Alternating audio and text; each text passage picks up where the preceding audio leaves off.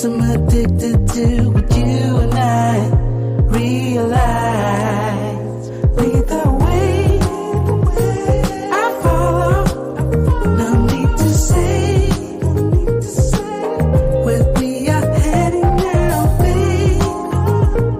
I follow to the edge of it all.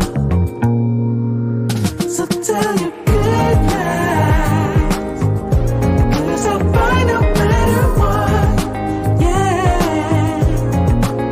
Susceptible now, before the moment flies, before it flies.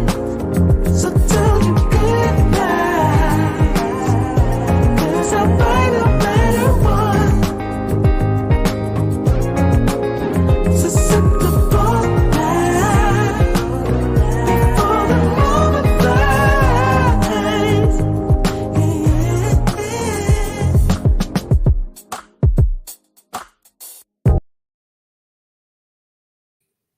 And we are back. Welcome. What's going on, family? Hope everyone is doing well. Oop, let me plug in the laptop because I don't want the battery to go down on me. Hold on 1 second. But good people, welcome back to another episode of Real Talk Podcast. I'm your host, Jason Brown, the Charlotte agent, and we are back for part two. We are back for part two of a very interesting topic, to say the least. And let me go ahead and get up the presentation here because we're going to jump right into it. And while I'm bringing that up, shout out to Median Man and his show and podcast, to his team. I was live with him on Monday, I believe it was. And shout out to AC Hatchett, the Notary King. I was live with him, I believe, on last week, where we were discussing the topic. Why are men bagging the 304s over buying the home? And it's I know the title can probably trigger a couple people, but nonetheless, it's a very interesting topic because we're doing a deep dive into the buying habits or lack thereof of single men in America. Now, a lot of my clients have been single women. So, ladies, you know, I love y'all. I got your back. Buying, selling. If you need property management, I'm here. Always will be. This is just a moment to have a little come to Jesus talk for the fellas, because I'm proud now. I'm proud of you ladies. You ladies are you're the second largest category of buyers for the last couple years. The largest category, of course, are married couples. But so single ladies, keep doing your thing. Keep doing your thing. I just need to encourage the brothers to catch up, because you ladies are outrunning these guys like almost 2-1. 2-1. All right. So we got the presentation up. Just deciding how I think I kind of like that one right there. Just so I don't block the information, let me remove one of the overlays. There we go. So let's jump right into it, because I promised you all a part two, and that's what we're going to do. So real quick, in 2023, 61% of home buyers, this is in the U.S., across, not just in North Carolina, not just in Charlotte, but across the U.S. of A, 61% of home buyers are married couples, 17% are single women, 9% are single men. Single women home buyers hit a peak in 2006 when they accounted for 22%. But nonetheless, for the last couple years, and will continue on, looks like you ladies have been rocking it. So shout out to all the ladies. Among Hispanic, Latino home buyers, we see the largest share of married couples at 81%. Single female home buyers were most common among Black African American home buyers at 27%. And yes, I will be checking the comments. So the link should be, if you're joining in on YouTube, Facebook business page, I may need to get that on my Facebook uh, personal page, but nonetheless, you can join in with your comments, your questions. Join the conversation. It'll be fun. So, the term single women also can include widows who have not yet married or who have not yet remarried. They were married, unfortunately, a spouse passed away, but they have not remarried. So, when they purchase their home, they are technically a single woman.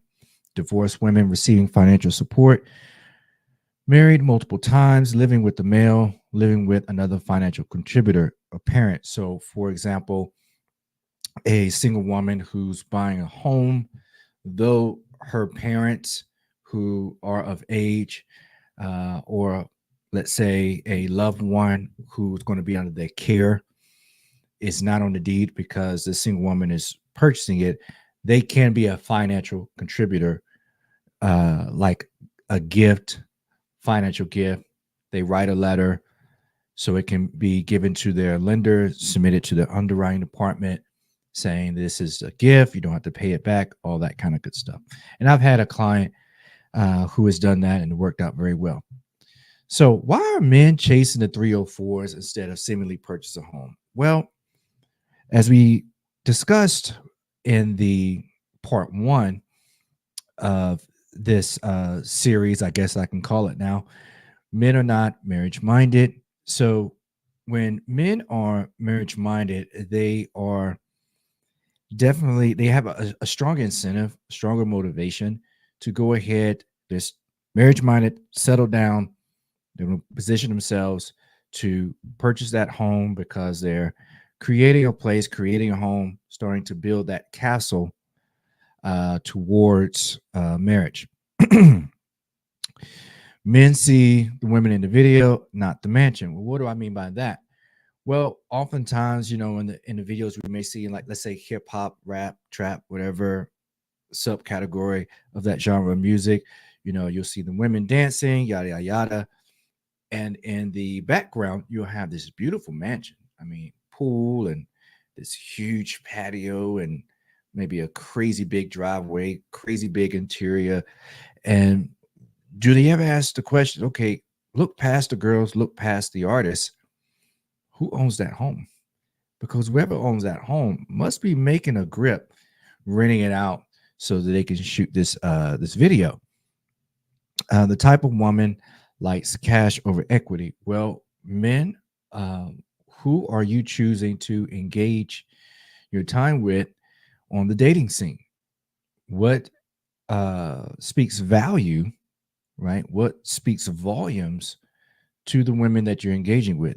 Is it going to be the glitter and the glam, or the fact that you're generous in terms of gifts and high end dinners? Or is what's going to speak volume and value to these ladies the fact that you're purchasing property, you're building equity, right? You are establishing a portfolio that's going to be part of your legacy, foundation to your legacy. Their pack isn't buying. So I've interviewed multiple bachelors who have been my clients over the years as to what was that trigger that moved them towards having a desire to purchase property as single men. And both of these gentlemen said, and they bought at a young age, they weren't even 30, I think they were maybe mid 20s. Both said because they were in circles, they ran in packs where those men were buying, those men were investing in real estate, et cetera, et cetera. So if you show me your friends, I can show you your future. Why are men chasing the 304s? They rather be pimping a home than owning it. And this is a key thing because yes, you can have a bachelor pad, been there, done that. You can have it laid out, been there, done that. But what if that landlord decides not to renew your lease? Now you have to move. You have to pick up, put everything on the wagon, and head back out on the trail in search of another property to live. And in, you know, places where there's high population density, there's urban areas, of course you can find another place. It's not that it's so hard, but it's that you don't have control over where you're staying necessarily, at least not for the long term. And sometimes for a very short term, because there's no guarantee that that landlord is going to renew that lease. So if you're caught up in, you know, pimping out the pad rather than purchasing property, there's a misalignment, or I wouldn't say it's a misalignment because the initial mindset could be in that direction, and you're achieving that. However, you need to reprioritize. Definitely reprioritize. They don't know how to wife proof the home. So in this country, unfortunately, in many cases and in growing number of cases, marriages have seemingly been weaponized, right? It's individuals can come together with assets that they've already established, acquired, be in the marriage. So they bring it to the table.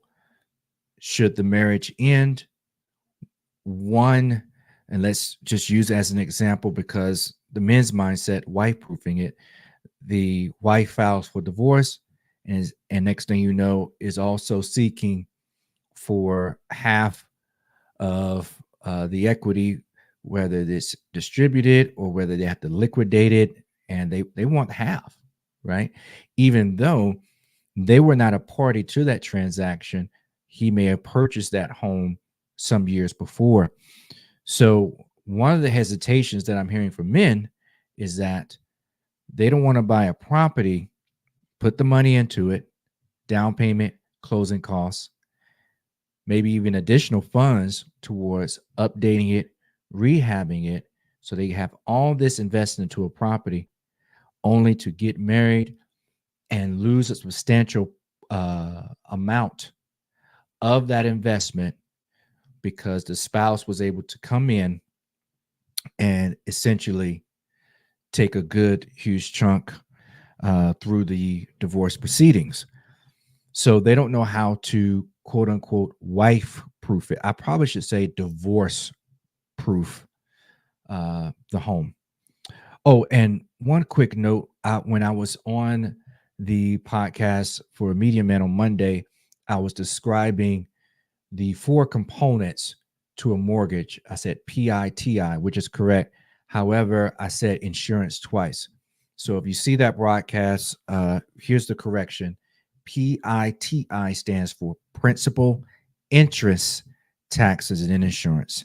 And I believe I said principal, insurance, taxes, and insurance. And I think people pretty much got the gist of what I was saying. But nonetheless, it was should have been principal, interest, that's the loan portion, taxes, property taxes, insurance is the insurance you get for the property. All right. They don't want to be able to leave.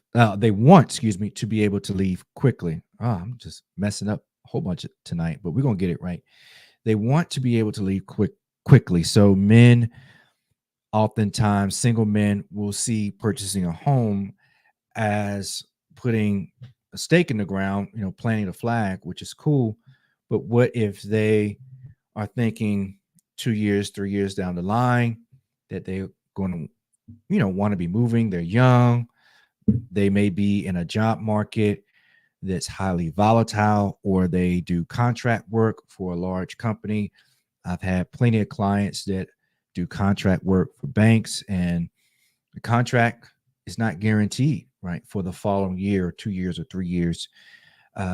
This is very common with athletes, entertainers, athletes.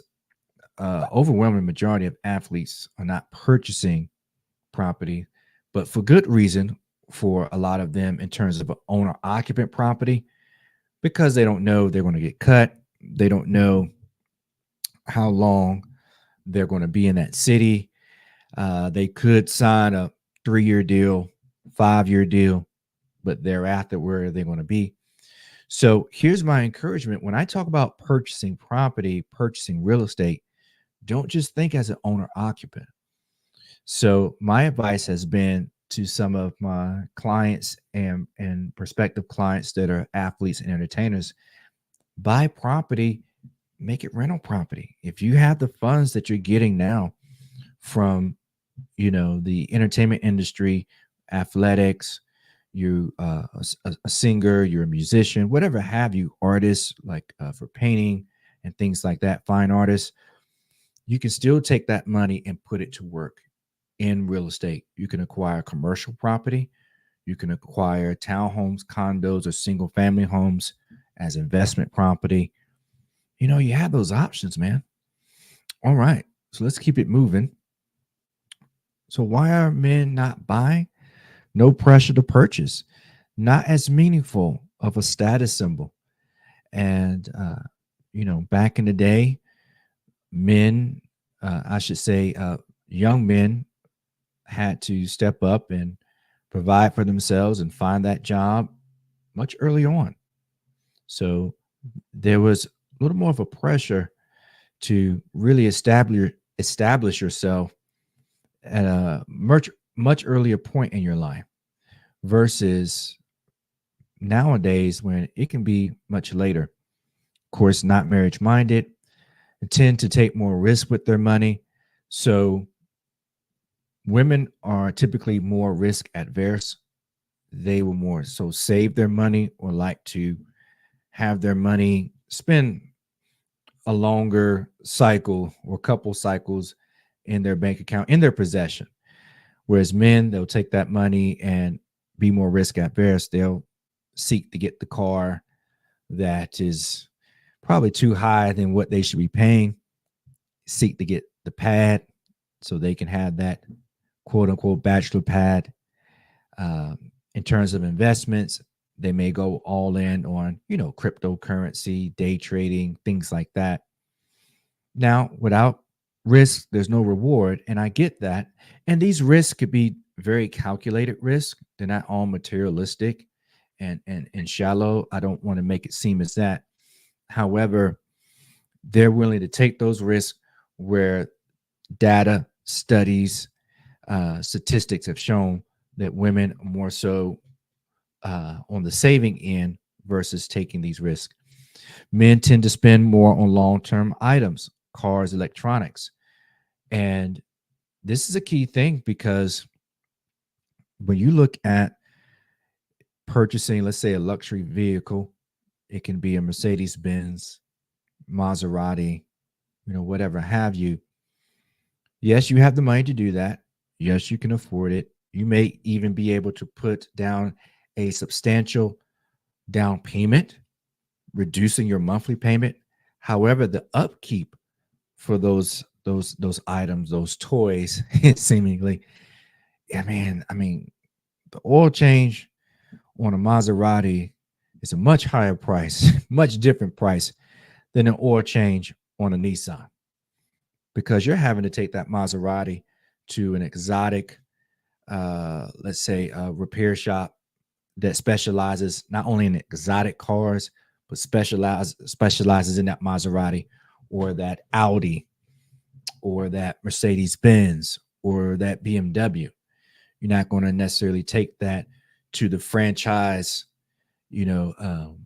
mechanic establishments to get an oil change your timing belt, do your service checkups, 100,000 mile checkup and things like that. So I've been there and done that. Let me check to see if there's any comments real quick. All right, YouTube, don't see anything as of yet. Let's go back to the Facebook and see where we are on that. Okay, I think we are free and clear. All right. So yes, men tend to spend more on long-term items, cars, electronics, things like that. They'll buy the big TV. They'll invest in the PlayStation type things. Yeah, it's sad, but that's what the data shows. And what are my sources? National Association of Realtors. You can look at Forbes. You can look at Lending Tree. You can look at NARAB, National Association of Real Estate Brokers. They put out a yearly report for African American community in terms of real estate, all things real estate. So other potential variables: younger men are not as handy or know a trade. So believe it a lot or not, ladies and gentlemen, some men they're very discouraged from purchasing property, single men, because they don't know how to do things in the house, right? The responsibility and upkeep of a property is something that may intimidate them. And it's not an overwhelming majority of men on that, but it is a measurable percentage of the population of single men. So many men don't want the responsibility, please excuse the typos and all that stuff, the responsibility of keeping up a home. Well, that goes into knowing a trade, this and that. Men have a longer time, quote unquote, to settle down. This is a key. This is a key one because men and women throughout this beautiful country, United States of America, are waiting much longer to get married, much longer to settle down. And for men, their biological clock is on a whole, it's a whole different clock than for women in terms of having a family and having kids and things like that. So, whereas back in the day, men in their 20s looking to purchase a home, some men may not be looking to do that until their 40s. I would say look to purchase a home early on because by the time you get to your 40s, if you're 25 now and you're not going to look to purchase a home until you're 40, well, the prices of homes are going to be different. Interest rate most likely not going to be the same. Opportunities of, let's say, down payment assistance programs for first-time home buyers, are they even going to be around? The area that you may want to live in. Well, what's going to be the opportunities? What homes are for sale in those areas, right?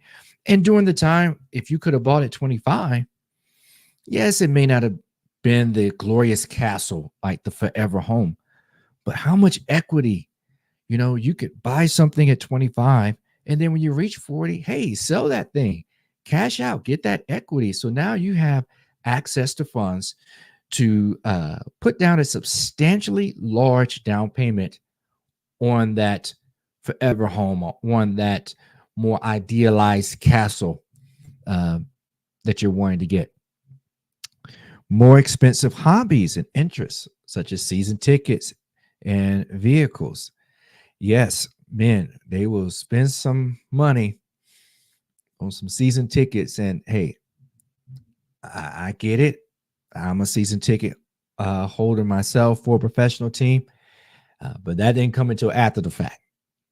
I didn't do that early on. Now, to that, I will say, ladies would agree, for you single men, a lot of your decision making in terms of financial decision making is wrapped around getting the girl. I get it. I've been there, done that, bought the t-shirt. I'm challenging you to change your mindset. I'm challenging you to reprioritize. It's very hard. It's very hard. So, Jason, you telling me, let's say I'm hit college at 18, graduate 4 years later, 22, and from, those young years that I just put my head down and work and save. Yes, that's what I'm saying. That's what I'm saying. Because how do I say this?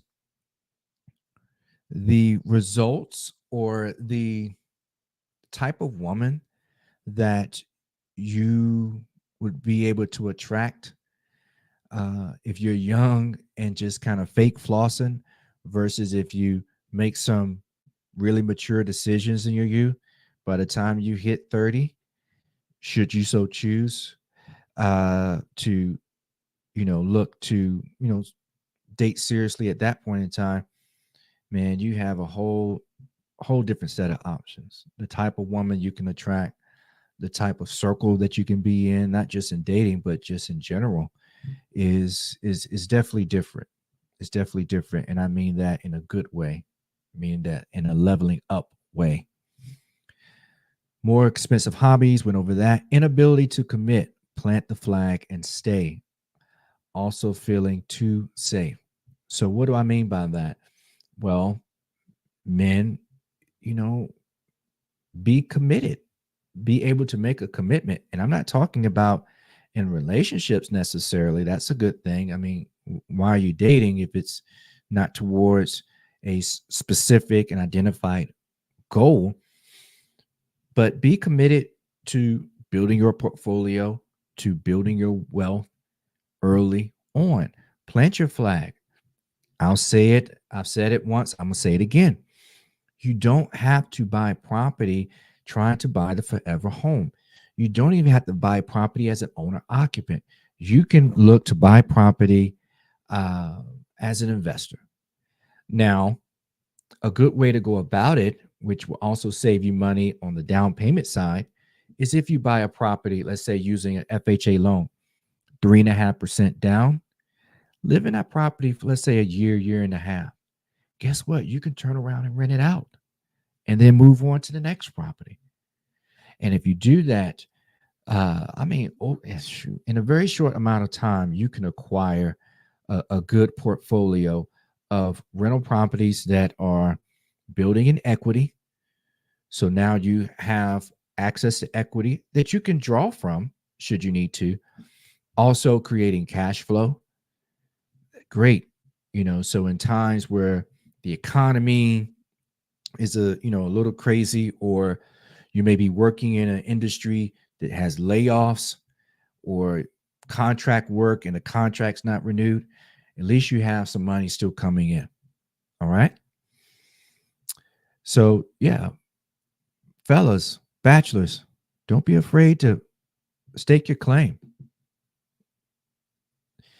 So in today's market, most definitely, it takes courage, right? In today's market, the people who find the courage to buy a home will own the future. And that's a very, very true statement. That's a very, very true statement. There is no indication that there's going to be a huge, significant drop in home prices anytime soon. Most people don't realize that one in every three transactions that happened during that whole cough time were buyers or corporate buyers, institutional buyers, so hedge fund people in groups. So what happened? Well, you had really cheap properties or cheaper properties, and this happened back in 2006 through 2000. Let's see, I got real estate in 2009. So let's say between 2007 and 20, no, it actually lasts longer than that. Hold on, let me get my dates right. When I switched to a different firm in 2011, I was with the firm that was listing a lot of the HUD homes and foreclosures. A lot of those foreclosed homes or bank-owned properties were purchased by LLC companies that were being funded by hedge funds and things like that. So what does that mean? A lot of the homes out here now are owned by these corporate conglomerates. By them buying a lot of these cheaper homes, entry-level price homes, that took away the whole entry priced inventory for a lot of buyers. So now when buyers are starting to come back on the market, those first time homes, the prices I'm talking about that were cheaper, but they were good because you'll buy it, you'll be in there for maybe 6-7 years, you'll sell it, whatever. That price point is gone away. The starting price point to enter the market is much higher because those cheaper properties were absorbed by these corporate conglomerates. Also, for the future, now you have less homes coming on the market that are pre-existing homes for sale because they're owned by corporate entities that have purchased these properties, and they may keep these properties for 10, 15, maybe even 20 years. So that's a huge percentage of properties that are never going to see the light of day on the market to be sold because the corporate entities have acquired them and they're holding them. They're generating cash flow, they're increasing their portfolio. So, what is it about this whole real estate and buying in this time that they know that you don't know? Well, they're making moves on it because they see where the future is going. So, real quick, and this, of course, you see the slide per this episode. I'm speaking to the guys, but ladies, I'm going to remix it for you too. Home, HOME, his opportunity to maximize equity. For my ladies, I got you. Her opportunity to maximize equity. That's what it's all about. That's what it's all about. I care about you all being in position to increase your wealth, start building that wealth. And I know it may feel like little steps in the beginning. And I've been there. Trust me, I've been there. But despise not small beginnings. The first property you get may just be a small 1-bedroom, 1-bathroom condo, but it's yours. It's yours. Versus being in a rental that may have cost you less money, will cost you less money initially because there's no down payment for that. There's no closing costs. I get all that. But the rent can go up $200 a month suddenly. You could be in an apartment complex and it goes under new ownership. And now they're going to have a different criteria. They have different community rules that you now had to abide by. Or it could be an individual landlord and they just decide, hey, I'm going to put my property on the market. I'm ready to retire now and cash out, and I'm going to, buy a boat and live on an island somewhere, right? So now you have to go. Right. So it's all about you being in control. And so once again, I hope that this has been informative. I hope that it challenges my men. Ladies, I'm so proud of you. We'll continue to be proud of you. Yep. Bring me your business. Any of my single lady clients can tell you that Jason Brown moves with character, integrity. Don't make my honey where I make my money. I'm very professional, and I'm going to make sure you're good with my brothers. And for my ladies and brothers, I don't care about your race. I don't care about your creed. I don't care about your religion, any of that. You're my client. You're in great hands. So for my brothers, looking out for you too, just as much as the ladies. I want you brothers to have an established portfolio, because guess what? Single ladies buying property, single men buying property, you guys come together, man, you're building something special. You're building something special. And I want to see everyone in a position so that 5 years, 10 years, 20 years down the line, you're like, wow, I'm so glad I bought that property. Now we have options. Now we have leverage. Now we have equity. Now we have something that's generating cash flow. All right. So hope this helps everyone. Let's bring back the banner, because I like that banner. That's an overlay there. So we're just going to close this one out. I will be going live much more frequently. I've had such demand for that. So I'm going to make that happen. And I appreciate, if you haven't subscribed, you know what I did not do? Y'all, I forgot to put the runner at the bottom. I sure enough did. Let me see. That's what I should have had up the whole time. So it's a lot that I have to operate here. And soon, hopefully soon, I'll have a soundboard so I can also be dropping all those sounds and and whatever to jazz it up. I want to jazz it up. I want this to be an enjoyable experience for you when you're watching live, or you go back and you watch the replay and all that kind of good stuff. I want it to be very cool experience. So, but having said that, I need to get out of here. Got another appointment to go to. I appreciate all of you all. Thank you so much for